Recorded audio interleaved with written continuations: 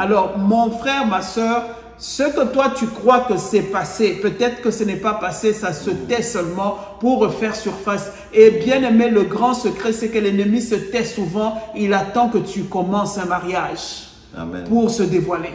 Il attend que tu commences les naissances, avoir les enfants. Pour se dévoiler. L'ennemi, il est rusé, bien aimé. Nous aimons le Seigneur. Est-ce que ça peut être plus compliqué que cela? Alors, entrons dans le mariage. Amen. Donc, voilà. Mais je crois que les couples doivent prendre le temps.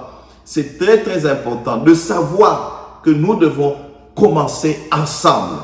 Commencer ensemble. Savoir comprendre l'autre.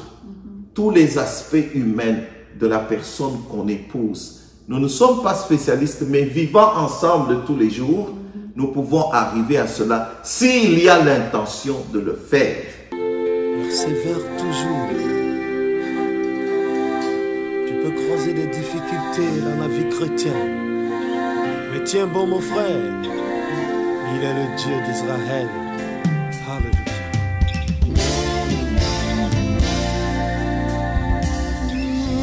Bien-aimés dans le Seigneur, nous vous saluons tous au nom de Jésus. Nous sommes dans la joie encore une fois de partager la parole de Dieu avec vous en ce jour de Pentecôte.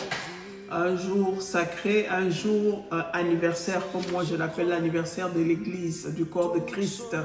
Le jour où l'Église est sortie en public, le jour où la puissance du Saint-Esprit s'est révélée au public, le jour où le monde a su que celui qu'on pensait avoir tué est réellement plus que vivant, parce que maintenant c'est sa puissance qui agit, même quand eux ne le voyaient plus. Il était déjà parti, mais la puissance du Saint-Esprit a commencé son œuvre le jour de la Pentecôte. Alors nous célébrons notre Dieu en ce jour, nous célébrons la puissance de Jésus-Christ, nous célébrons la puissance du Saint-Esprit, nous célébrons la puissance de ce que Dieu a dit qu'il va accomplir et qu'il a accompli, parce qu'il est le maître des temps et de toutes circonstances.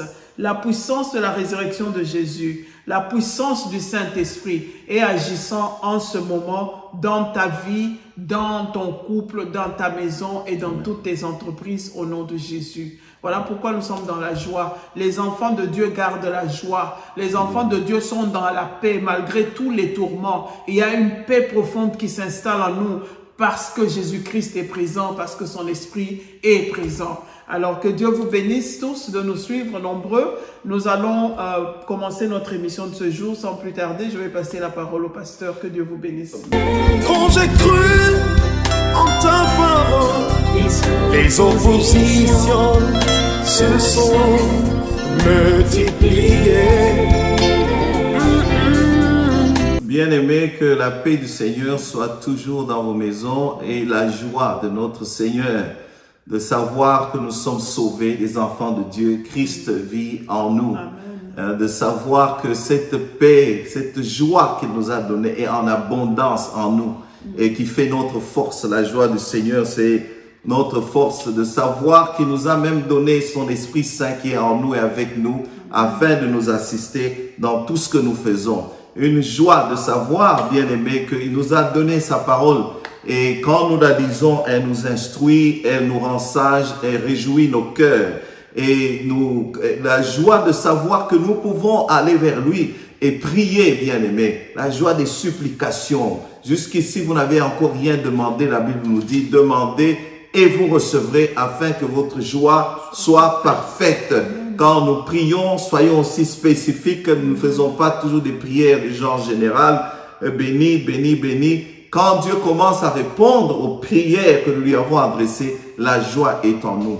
La joie, bien-aimée, de savoir qu'il a mis en nous la parole de la réconciliation. Nous faisons fonction d'ambassadeurs pour Christ aujourd'hui. Nous pouvons exhorter, comme si Christ exhorte par nous, et nous pouvons sortir, gagner les âmes. Et l'une des plus grandes joies que nous avons en tant que chrétiens, c'est quand nous gagnons les âmes. Il y a la joie au ciel. Une joie immense quand tu prends un homme et il appartient maintenant à Christ.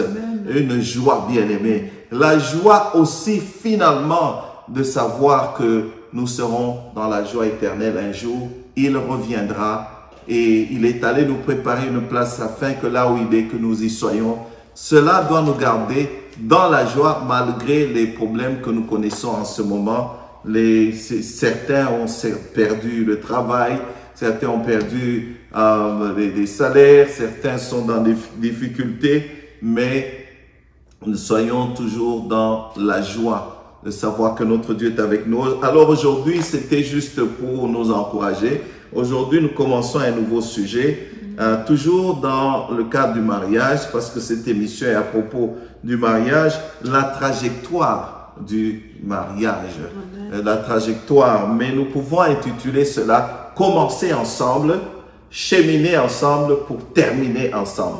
Commencer ensemble, demeurer ensemble, cheminer ou demeurer pour terminer ensemble. Nous essayons de comprendre la condition humaine.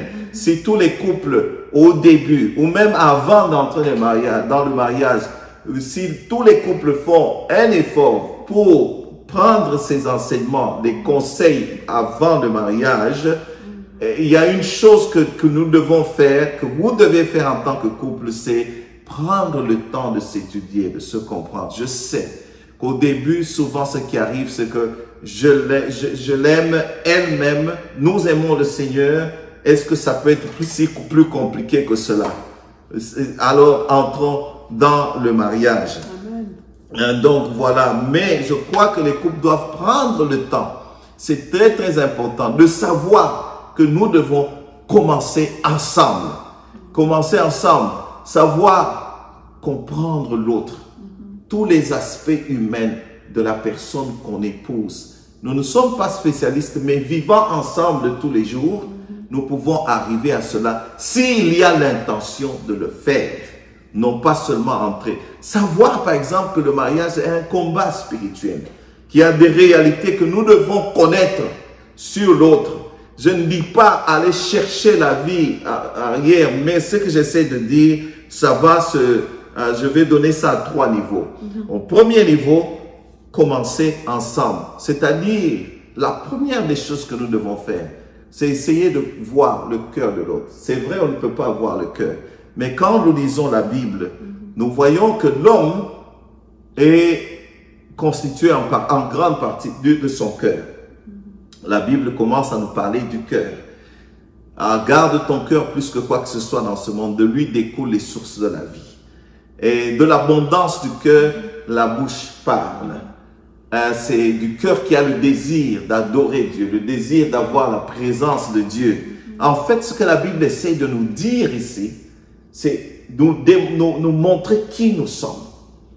La Bible entre pour montrer qui nous sommes. La Bible dit même que le cœur de l'homme sans Christ, il est incroyablement, il peut être décevant. Bon, la Bible essaie de nous montrer, de décrire qui nous sommes, pourquoi nous sommes ce que nous sommes.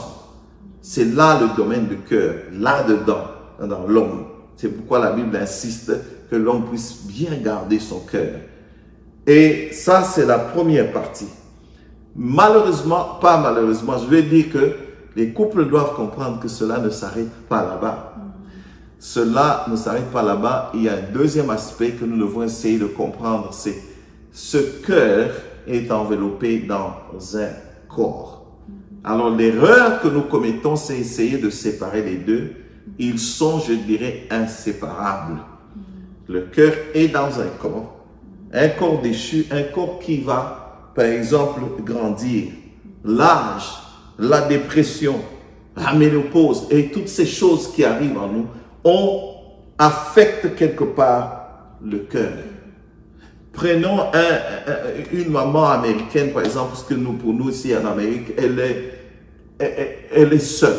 Elle élève des enfants seuls. Cette femme-là manque 2 jours de sommeil par semaine. Elle ne dort presque pas. Et elle travaille elle a trois boulots. Elle se bat. Cette femme, quelque part, son physique va affecter ce qu'il y a à l'intérieur. Donc voilà un peu ce que je peux dire et puis on va continuer. Oui, maman. Oui, c'est bien de se marier, mais c'est bien de connaître aussi dans quoi nous nous engageons. Souvent, comme on a toujours dit dans nos émissions, On s'engage sans avoir évalué vraiment Évaluer, voilà. la grandeur, le poids de ce dans quoi nous nous engageons. Amen. Et il y va de la vie de quelqu'un. Moi, je dis toujours, tu ne peux pas t'engager dans quelque chose qui engage ta vie avec beaucoup d'irresponsabilité. Faire comme si, tu sais quoi, on va à l'aventure, demain ça ira. Il s'agit de la vie de quelqu'un. Quand nous parlons du cœur, de l'âme et de l'esprit de quelqu'un, ça c'est la vie de quelqu'un. Amen. Tout ce qui nous entoure aura des effets sur notre cœur. Amen. C'est pour ça que la Bible dit, garde ton cœur. Parce que c'est de là que découlent les sources de la vie. Mais Satan, sachant ça, il nous entoure souvent des choses qui affectent directement le cœur. Ça va détruire le cœur. Quand le cœur est détruit, l'amour qui vient de ce cœur-là, l'amour doit venir du cœur. La considération de l'autre doit venir du cœur. Le support, la patience, l'endurance, c'est le cœur qui doit donner ça.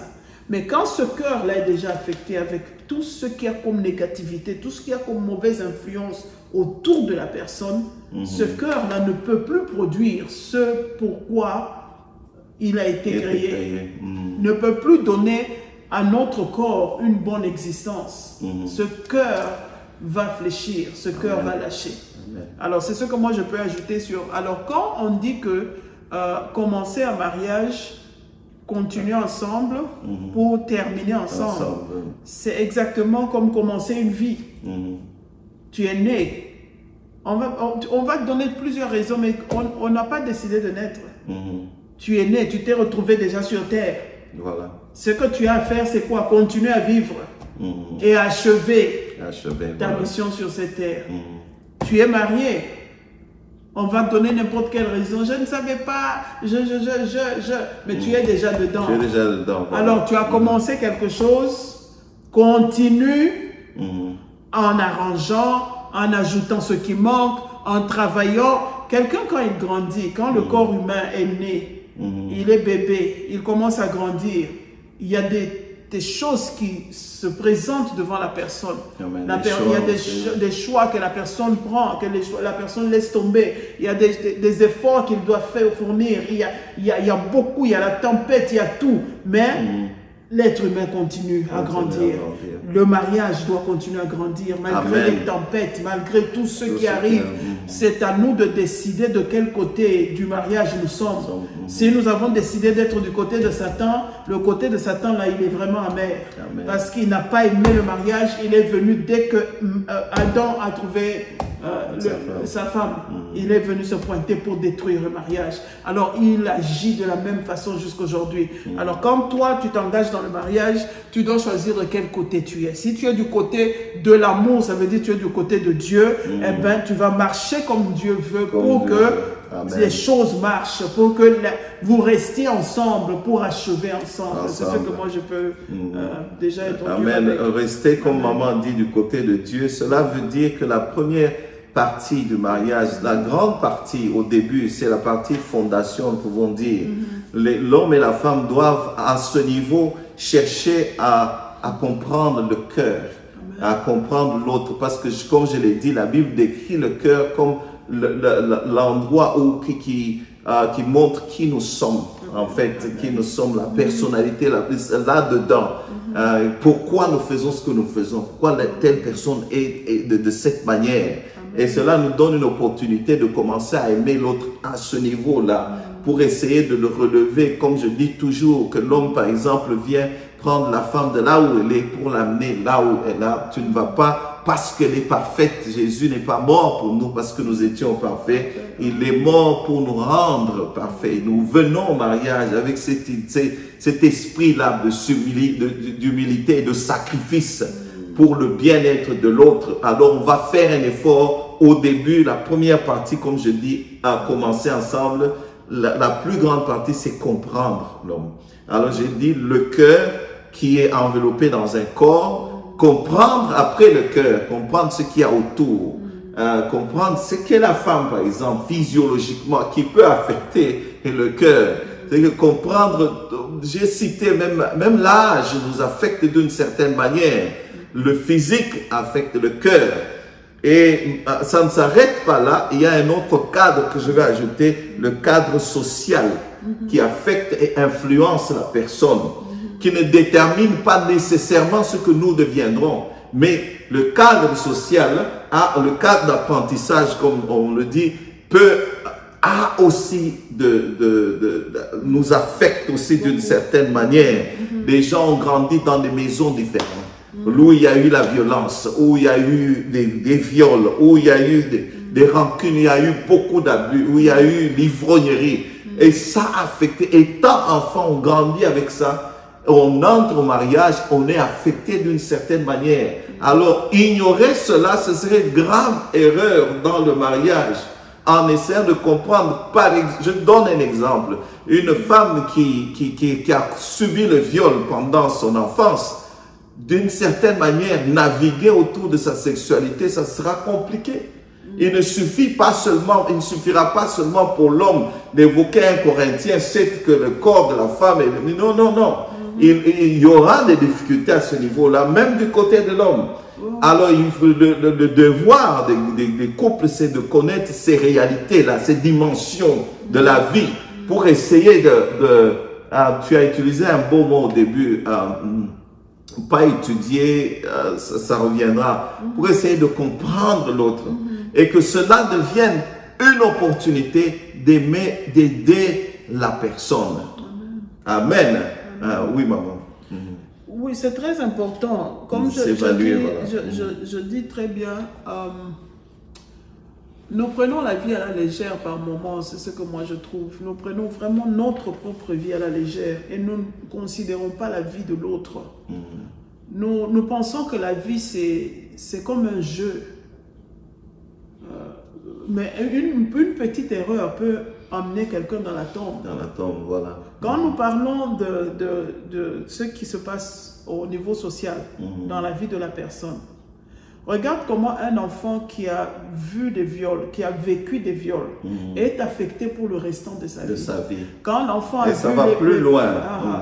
Quand l'enfant a vu la violence dans les parents, l'enfant est affecté pour le restant de sa vie. Il faut que vraiment la main de Dieu seul intervienne pour enlever ce que le diable essaie de mettre dans le cœur de cet enfant-là. C'est la même chose quand nous entrons dans le mariage.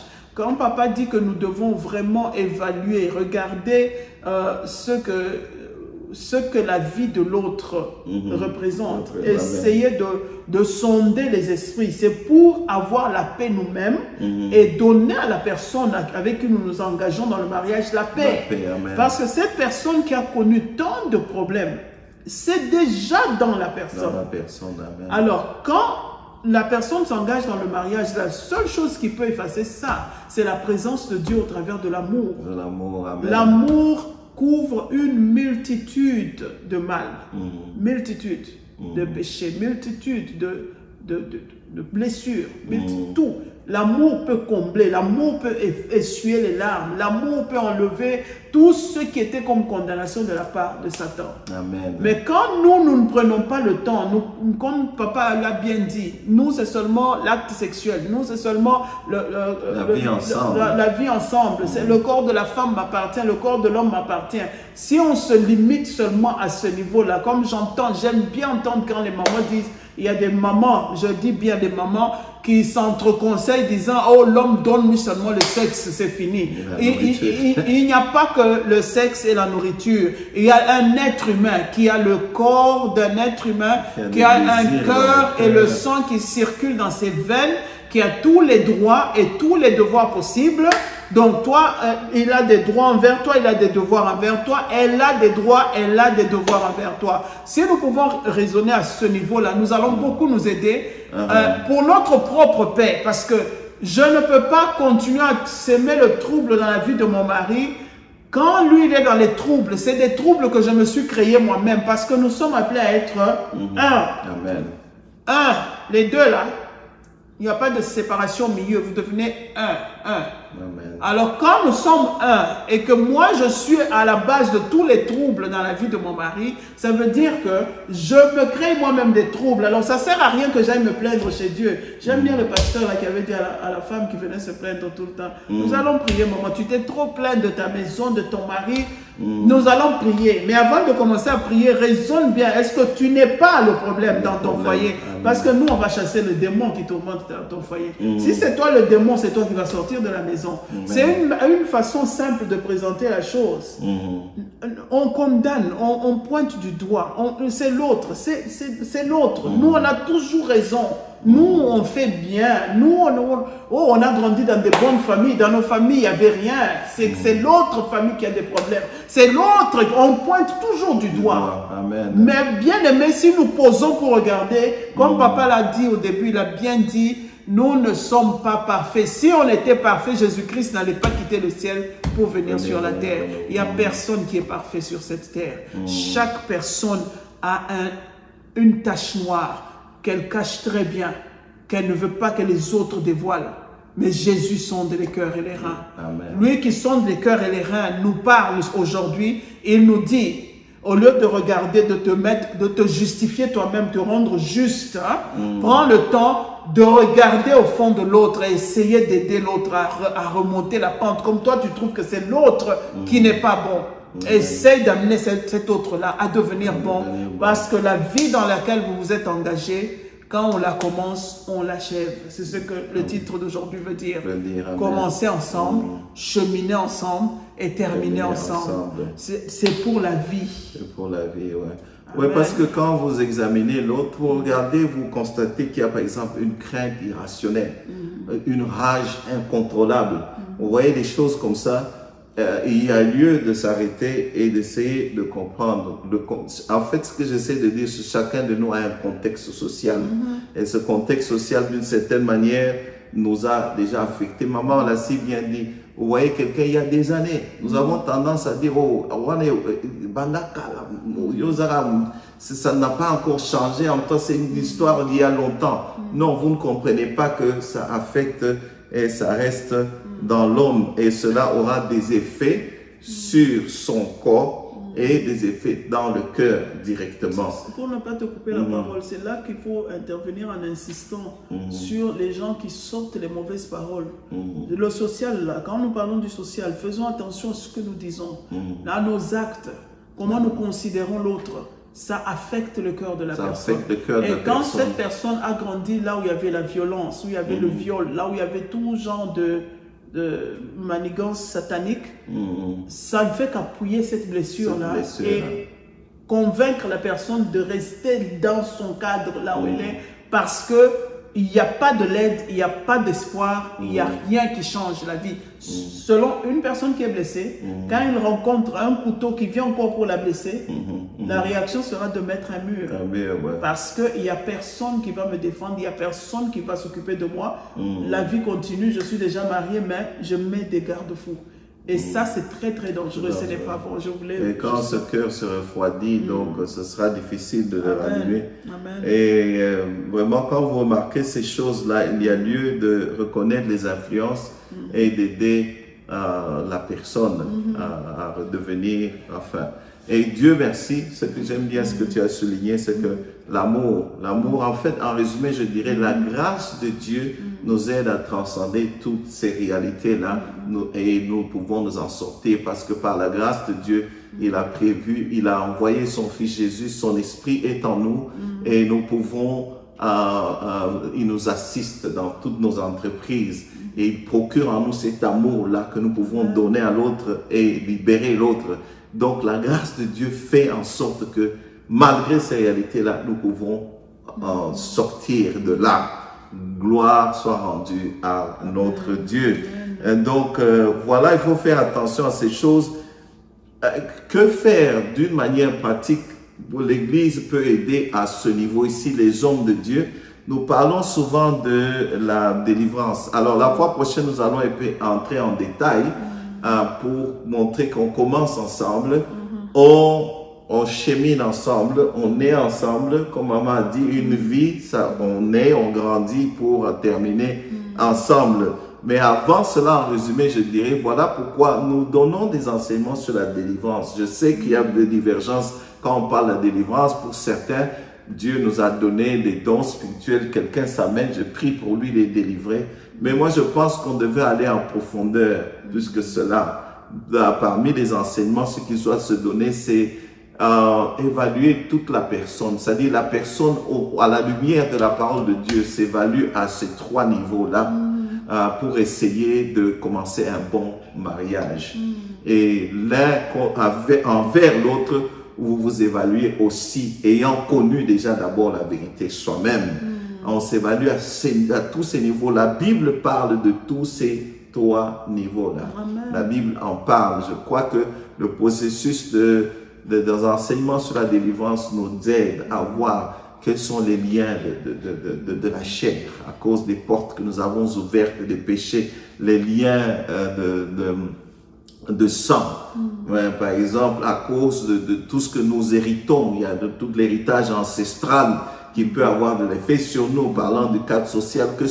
Quels sont les liens occultes, les liens qui sont cachés à cause des milieux que nous avons fréquenter, des choses que nous avons contractées, qui ont de l'effet sur nous, à cause des choses qui nous sont arrivées de la vie. J'ai mentionné viol. Il y en a beaucoup, bien aimés, et qui font que toute la personne est affectée. Alors, quand on donne pendant un certain temps les enseignements, on évalue tout cela, et à la fin, la personne, on peut faire une cure d'âme, une cure d'âme, et vraiment des entretiens profonds, aider la personne. Ça doit faire partie d'un aspect qu'on doit donner comme enseignement pour s'engager dans le mariage, afin de commencer ensemble sur le même pied d'égalité. Donc voilà un peu, je tâtonne un peu là, mais la semaine prochaine, nous allons essayer par des exemples d'être un peu plus clair. Cela peut aider les gens au début du mariage. Beaucoup côté là, comme on entre aujourd'hui dans le mariage, c'est devenu ok, allez, viens, bon, on est ensemble, on s'aime, on prépare le mariage pendant 2 ans, et puis quand on entre dedans, toutes ces réalités-là font surface et les gens ne survivent pas à cela. Et les mariages, plutôt, je voulais dire, ne tiennent pas, et voilà. Ce que je peux dire, comme j'ai parlé de sérieuxité, soyons sérieux parce qu'il y va de ta propre vie d'abord, avant que ce soit la vie de l'autre. Ouais. Soyons sérieux, prenons conscience que je suis ici, c'est pour atteindre un but. Que l'homme doit amener la femme à la stature parfaite. Que quand tu la présentes à Christ, qu'elle soit parfaite. Ça, c'est ton travail. Oh, je sais qu'il y a des papas qui sont en train de me dire, là, maman, yo, et puis moi, sinabalité. Vraiment, ça, c'est une tête de mule, hein, comme on dit chez nous. Il n'y a pas de problème, papa. Ma croix, elle est très lourde. Elle est vraiment lourde. Celle de Jésus était trop lourde même. Mais Jésus a accepté ce que toi, tu caches là. Parce que c'est vrai, on regarde madame est mauvaise, elle n'écoute pas, elle est mal élevée. Mais toi, ce que toi tu es là, ce que toi, papa parlait bien de tout ce qu'on a hérité, ce qu'on a contracté dans la vie, ce qu'on a vu quand on était à l'université, quand on était avec les amis, ce qu'on a fait, les portes qu'on a ouvertes au diable dans nos vies et qu'aujourd'hui on agit. Un exemple que papa avait connu au séminaire. Quelqu'un qui a tout fait dans sa jeunesse, il a laissé le passé derrière lui, et il est devenu un cadre, il venait faire des conférences dans les séminaires, parler aux étudiants, essayer de montrer comment on sort des problèmes et comment on arrive à réussir dans la vie. Voilà. Comme les Américains, on aime bien tout ce qui est positiviste, tout ce qui est... Hein? Et puis un bon jour, au bon milieu d'une conférence, ce qu'il voulait dire, c'est autre chose qui sort à sa place. Amen. Alors les gens commencent à se demander, mais est-ce qu'il se rend compte de ce qu'il est en train de dire? Non, un autre esprit parlait au travers de lui. Ça, c'est juste un exemple que je nous donne à nous tous pour qu'on se rende compte. Que sincèrement, c'est ces histoires dont on parle, les héritages, ce qu'on a contracté dans la vie, dans la jeunesse. Oh non, il y a un petit fétiche ici qu'on fait pour draguer les filles et puis te voilà en train de toucher des herbes, tu ne connais même pas les conséquences. Oh non, quand on était jeune, on essayait de draguer les filles, on essayait d'être des héros, on essayait de réussir à l'école, on essayait. Mais ce que ça a ouvert comme porte dans ta vie, tu n'as aucune idée. Voilà un garçon il a laissé l'enfance derrière. Il s'est dit, oh maintenant je suis un agent cadre, j'ai beaucoup d'argent, j'ai réussi. Et puis un bon jour, il est en pleine conférence. Les gens qui motivent les pensées des autres, ils motivent tout le monde devient positif et les gens réussissent dans la vie. Et puis un bon jour, il y a un autre esprit qui parle. Alors son ami l'appelle et dit, est-ce que tu t'es entendu quand tu parlais? Et à la fin, maintenant, Dieu lui a fait grâce. Il a commencé à comprendre. Quand ça parlait au travers de lui, il se rendait compte qu'il n'avait pas la maîtrise de ce qu'il était en train de dire. Donc, c'était autre chose. Il était suffisamment humble, bien-aimé, de reconnaître que non, il y a quelque chose qui ne va pas avec moi et d'aller maintenant chercher les hommes de Dieu. C'est quand les hommes de Dieu se sont assis avec lui, sont allés un peu dans son passé pour voir ce qui s'était passé. Quand il a avoué cela, on a prié et la personne était délivrée. Alors, mon frère, ma soeur, ce que toi tu crois que c'est passé, peut-être que ce n'est pas passé, ça se tait seulement pour refaire surface. Et bien aimé, le grand secret, c'est que l'ennemi se tait souvent. Il attend que tu commences un mariage. Amen. Pour se dévoiler. Il attend que tu commences les naissances, avoir les enfants. Pour se dévoiler. L'ennemi, il est rusé, bien aimé. Alors, pour avoir la paix et le bonheur, ton bonheur et le bonheur de l'autre, bien-aimés, soyons sérieux. Soyons sérieux envers nous-mêmes, soyons honnêtes envers nous-mêmes et soyons honnêtes envers Dieu et envers notre prochain.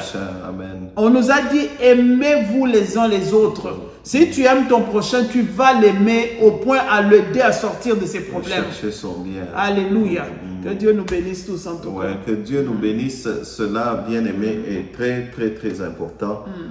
Voilà pourquoi aujourd'hui, nous allons nous arrêter là. Il y a beaucoup d'exemples, toujours au séminaire. Ne pensez pas que le cadre dans lequel nous nous trouvons va nous sécuriser d'une certaine manière. C'est comme on pense que le mariage, avec le mariage, tout ira bien, ça va arrêter. Il y avait une femme, encore toujours parlant du séminaire, là où nous avons passé beaucoup de temps. Elle est allée de papa en papa, enfant en enfant. Donc tout simplement parce qu'il y avait en elle des réalités qui faisaient qu'elle ne pouvait pas rester avec un seul homme. Après un temps, elle se sépare, et celui-là laisse un enfant. Après, alors elle se trouvait avec 3-4 enfants au séminaire, en train de chercher où déposer les enfants. Et il y a une autre qui pratiquement est devenue folle, vraiment au séminaire, en train d'étudier les choses de Dieu, prête à se marier, et subitement elle perd la tête. Et le mari ne comprend pas, ça peut être... Parce que nous, on pense que c'est au séminaire que nous aurons la délivrance. La délivrance, voilà. C'est à l'église. C'est quand je fais les choses pour montrer aux autres que je suis en train de servir Dieu que j'aurai la délivrance. C'est ça la grave erreur. La délivrance, c'est tu dois être sincère. C'est ton cœur. C'est toi. C'est pour ça que Jésus demandait toujours, de quoi est-ce que tu veux être délivré. Quand toi tu dis à Jésus, est-ce que Jésus ne voyait pas ce que la personne endurait? Non, la plupart du temps, on veut être parfait, on est bien. Justement, on ne veut pas affronter ces choses. Même quand nous on recevait des enseignements, quand on aborde par exemple la sorcellerie ou quoi, je dis non mais ces gens ils exagèrent. Moi je quitte ces enseignements, c'est trop lourd. C'est l'extrême, on parle que des démons, on parle. J'ai suivi même des pasteurs qui disent qu'on parle, on ne fait pas l'apologie des démons. Non, nous ne faisons pas l'apologie des démons, loin de là, mais la Bible en parle. Voilà pourquoi nous en parlons. Évidemment, nous ne restons pas à l'extrême où tout est attribué aux démons. Mais la plupart de ce que nous faisons, j'aime bien ces pasteurs qui parlent comme ça. Mais même quand on parle de Jésus seulement, ils n'écoutent toujours pas. Jésus Alors, on trouve des démons. raisons pour ne pas suivre Dieu. Le chemin de Dieu est difficile. C'est aux géants de réussir. Satan ne va pas te laisser aller, te lever comme ça et entrer au ciel. Il va mettre des embûches. Il va te montrer tout ce qu'il y a de mauvais. Si tu réussis dans ton foyer là, tu as réussi spirituellement. Et il va combattre ça. Amen. C'est à toi de te mettre debout et de te battre. Tu ne te bats pas contre des êtres humains. Tu te bats contre les esprits méchants dans l'espace céleste. Là. Tu te bats contre les autorités, les principautés. Quand la Bible a parlé des autorités, des principautés, ce n'est pas nous qui avons mis ça dans la Bible. C'est Dieu seul qui te dit que ces histoires-là existent. Alors ne fais pas semblant. Ne sois pas trop juste devant les autres. Ne sois pas trop parfait. Devant les autres. Tu te bats contre la chair qui te fait la guerre. Tu te bats contre le monde autour de nous qui nous fait la guerre. Alors que ce combat-là ne soit pas un combat entre l'homme et la femme. Maintenant, commencez ensemble. Ou bien la belle famille, ou bien non, voilà. Ce ne sont pas les êtres humains, c'est Satan. C'est le même démon qui t'a combattu depuis que tu étais bébé. Il change seulement de visage. Aujourd'hui, il habite tel. Tu vas avoir plein d'ennemis autour de toi, mais c'est le même diable qui est en train de te combattre. Amen. Alors combat ce diable-là. Amen. Parce que tu as l'autorité de Jésus. Amen. Que la paix du Seigneur soit avec Amen. vous toute la semaine. Nous allons nous retrouver la fois prochaine pour parler de commencer ensemble, cheminer ou mieux demeurer. Rester ensemble et terminer ensemble. Que Dieu vous bénisse. J'ai cru, les oppositions se sont multipliées.